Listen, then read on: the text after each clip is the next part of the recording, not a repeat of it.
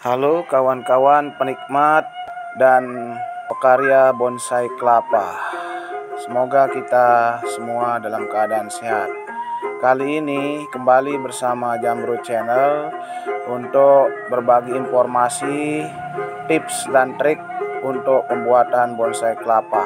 Materi yang rencana kita akan bahas untuk hari ini adalah tips yang sangat ditunggu-tunggu, yaitu terkait proses pembuatan bonsai cabang, yang mana untuk proses pembuatan bonsai cabang ini kita akan bahas dengan menggunakan dua teknik, yaitu kombinasi antara belah tunas dan teknik stressing. Sebelum kita berlanjut untuk penegasan dan penyampaian terkait mengenai proses pembuatan cabang pada bonsai kelapa yang baru bertunas ini, silahkan untuk apresiasi, dukung agar hal-hal yang terkait dengan share informasi bisa selanjutnya kembali saya akan sampaikan melalui pertemuan berikutnya dengan cara like, komen,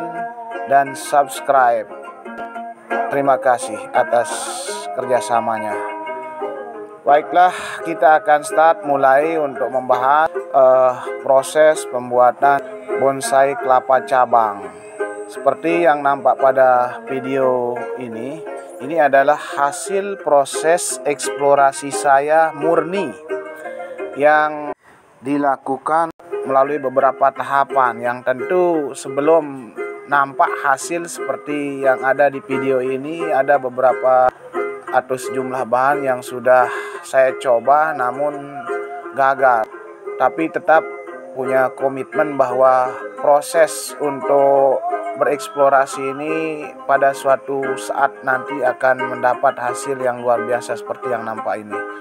Nah, untuk selanjutnya terlihat di sini secara detail dari contoh video yang nampak ini, terlihat dari jenis bahan yang kita gunakan untuk pembuatan bonsai kelapa cabang ini adalah jenis kelapa coklat.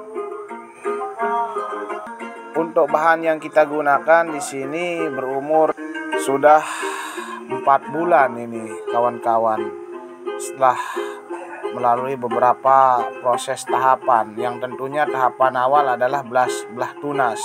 Namun karena agenda untuk bisa mendapatkan kualitas hasil seperti ini, saya kombinasikan dengan proses stressing, sehingga seperti yang nampak di sini saya sangat bersyukur ini adalah penemuan baru saya untuk proses pembuat cabang pada bahan bonsai kelapa seperti yang nampak. Untuk tahapan awalnya seperti yang biasa kita lakukan, kita siapkan bahan yang baru bertunas. Selanjutnya kita lakukan proses belah tunas tepat di tengahnya. Untuk belah tunas ini biasanya ada kendala. Secara umum saya dan beberapa kawan sudah mengalami gagal total, karena rata-rata untuk bisa mendapatkan posisi tengah dari tunas kelapa yang dibelah agak sulit, sehingga dalam prosesnya realitasnya selalu yang tumbuh satu saja. Namun di sini perlu diketahui bahwa kegagalan itu bagian dari sebuah proses yang akan kita ke depan dapatkan hasil yang lebih baik. Terkait mengenai proses untuk belah tunas itu, tidak cukup kawan-kawan untuk bisa mendapatkan hasil dari perencanaan ataupun keinginan kita untuk mendapatkan tunas bercabang, namun harus selanjutnya diikuti dengan proses tracing setelah dibelah.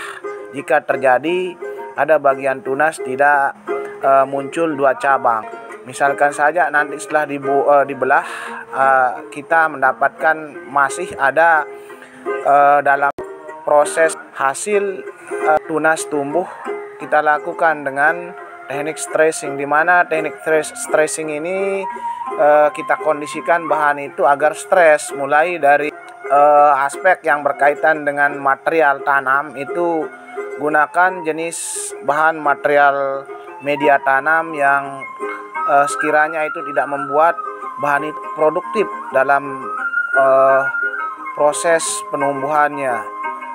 Bisa seperti yang saya gunakan ini, contohnya dari pasir tok, tidak menggunakan bahan-bahan campuran yang lain. Dan yang kedua, dari proses penyiraman, jangan terlalu keseringan, upayakan seperlunya. Selama terlihat ada bagian material tanah sebagai media tanam itu masih dalam kondisi tidak terlalu basah, itu yang menjadi pilihan untuk proses menggunakan siraman air. Yang kedua, tipsnya di sini yang penting untuk bisa diperhatikan adalah pada bagian tunas yang sudah tumbuh beberapa senti secara bertahap, tentu secara berkala kita lakukan analisa dan melakukan proses pruning. Pruning sangat penting untuk bisa dilakukan pada beberapa bagian dari bidang daun yang mengalami proses penumbuhan. Pruning ini khusus untuk tunas yang rencana kita akan buat menjadi cabang. Di situ diupayakan ada tahapan-tahapan proses pemotongan pada beberapa bagian bidang daun yang mengalami proses penumbuhan. Mulai dari bagian pelepah daun yang paling luar sampai berikutnya, jika terlihat atau terkesan ada penambahan ukuran, maka diupayakan harus dipotong sampai terlihat ada standarisasi untuk pemotongannya di situ. Tujuan untuk pemotongan ini adalah untuk memberi efek agar proses pertumbuhan fokus kepada yang muncul dari bagian dalam batang tunas ini, sehingga berprospek nutrisi itu ke bagian tunas baru yang akan kita rencanakan sebagai bagian dari cabang.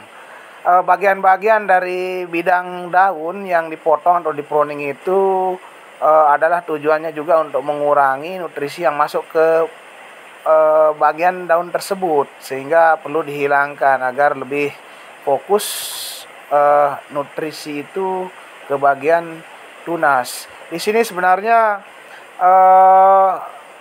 secara sepintas terlihat memang ada upaya untuk membuat bahan itu stres, karena dari proses pengolahan secara manual di sini bahan yang kita rencanakan untuk dibuat menjadi cabang di situ dilakukan secara manual dengan teknik-teknik yang seperti tadi itu. Selanjutnya secara bertahap sambil memantau beberapa bagian dari perkembangan apakah sudah berhasil atau tidaknya, itu tergantung dari bagaimana kita melakukan analisa dan pemantauan secara berkala. Misalkan saja sekarang kita melakukan pemotongan beberapa hari ke depan atau paling tidak 1 minggu, kita lihat perkembangan, perpanjangan daun atau mungkin sudah mulai mata tunas yang terlihat akan keluar di situ. Ini adalah satu proses atau bagian dari hal penting untuk membuat tunas